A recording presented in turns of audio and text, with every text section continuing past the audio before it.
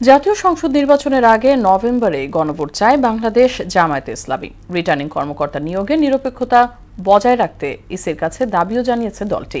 দুপুরে সিইসি সহ পুরো কমিশনের সঙ্গে বৈঠকের পর সাংবাদিকদের এই কথা জানান দলের নায়েবে আমির আব্দুল্লাহ মোহাম্মদ তাহের। আরও জানাচ্ছেন এমআর আসাদ।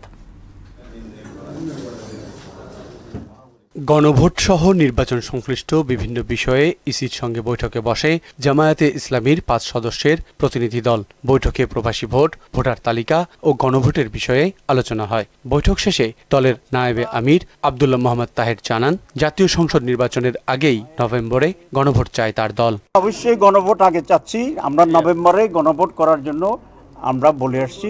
তো এই নির্বাচনে যদি ঝামেলা হয় তো এটা তো আমরা আগে একটু বুঝলাম, বরং ভালো যে নির্বাচন আপনি ঝামেলাটা সহ যদি জাতীয় নির্বাচনে যান, ওইটাতে যদি ঝামেলা হইয়া যায় তাহলে তো আমসালা দুইটাই চলে যাবে। পিআর পদ্ধতির পক্ষে নিজেদের অনড় অবস্থান পুনর্ব্যক্ত করে তাহের বলেন, নির্বাচনী কর্মকর্তাদের দায়িত্ব প্রদানে সততা ধরে রাখতে হবে। অফিসার নিয়োগের যে বিষয়টি আছে সেটি আমাদের গভর্নমেন্ট বলেছে যে তারা লটারির মাধ্যমেই এই সমস্ত নিয়োগগুলো করবে।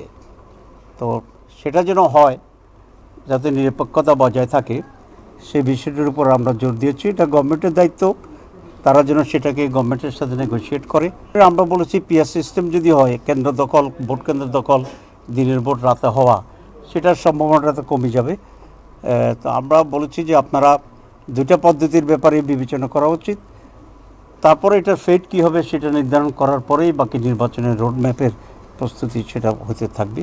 প্রবাসীদের ভোটে এনআইডির পাশাপাশি জন্ম সনদ আমলে আনার পরামর্শও দিয়েছে দলটি। ইলেকশন কমিশন বলছে যে জন্ম সনদ যেটা আছে সেই জন্ম সনদের মাধ্যমেও তারা ভোটার হতে পারবে। এমআর আসাদ, মোহনা সংবাদ, ঢাকা।